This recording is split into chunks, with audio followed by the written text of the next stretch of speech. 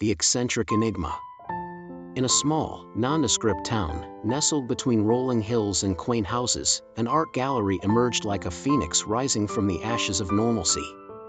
The grand opening of the Eccentric Enigma was the talk of the town, drawing in curious locals with promises of a unique and absurd art experience. As the doors swung open, visitors were greeted by a life-sized statue of a giraffe wearing a monocle and a top hat. Its elongated neck craned towards the entrance, as if to welcome patrons to the bizarre world that awaited them inside. This was just the beginning of the eccentricity that awaited within the gallery's walls. Upon entering the first exhibit, visitors found themselves in the Hall of Mirrors, a labyrinthine maze of distorted reflections and whimsical illusions. At the center of the hall, a sculpture stood proudly, an abstract representation of a melted clock with wings. The plaque read, "Time takes flight." A commentary on the fleeting nature of time, or simply an absurd flight of fancy. The debate among visitors added an extra layer of intrigue to the already surreal experience. Moving on, visitors found themselves in a room filled with paintings that seemed to defy the laws of physics. One canvas depicted a waterfall flowing upwards, while another showcased a cityscape where buildings sprouted from the ground like giant mushrooms. The centerpiece of this exhibit was a painting of a fish riding a bicycle, titled Aquatic Adventurer. As patrons tried to make sense of the chaotic scenes before them, an artist in residence approached, clad in a polka-dot jumpsuit and wielding a paintbrush like a magic wand. He explained that the art was meant to challenge perceptions and embrace the absurdity of the imagination. "Reality is overrated," he proclaimed with a mischievous twinkle in his eye. A cacophony of sounds greeted visitors as they entered the sonic sculptures exhibit. Each sculpture emitted bizarre noises, creating a surreal symphony that echoed through the gallery. One piece resembled a giant metallic snail that played jazz tunes when touched, while another was a series of wind chimes made from recycled rubber chickens. A group of children reveled in the interactive nature of the exhibit, experimenting with the sculptures to create their own discordant melodies. The sonic sculptures left visitors questioning whether the boundaries of art extended beyond the visual and into the realm of auditory absurdity. Next on the tour was the Hall of Talking Portraits, where traditional paintings came to life with animated expressions and amusing dialogues. Visitors engaged in conversations with Mona Lisa, who cracked jokes about her mysterious smile, and a stoic-looking general who complained about the weight of his helmet. In the center of the hall, a portrait of a grumpy-looking cat declared, "I'm the true mastermind behind this gallery."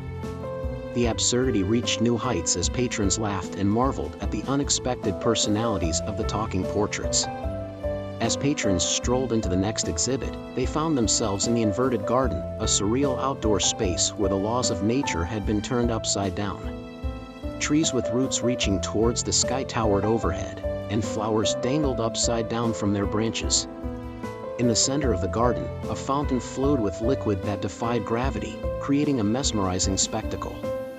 Visitors lounged on gravity-defying benches, taking in the whimsical beauty of the inverted garden and pondering the philosophical implications of a world where everything was topsy-turvy. The highlight of the Eccentric Enigma was the Absurdity Chamber, a space where visitors were encouraged to embrace their own absurdity. The walls were adorned with mirrors that distorted reflections, making patrons appear as elongated figures, miniature versions of themselves, or even reflections of peculiar creatures. In the center of the chamber, an installation invited visitors to write their most absurd thoughts on a giant communal canvas. The result was a kaleidoscope of ideas, ranging from the whimsical to the existential. The Absurdity Chamber encouraged self-expression and blurred the lines between artist and observer. As visitors exited the Absurdity Chamber, they found themselves in a room filled with a dazzling array of neon lights, optical illusions, and kinetic sculptures.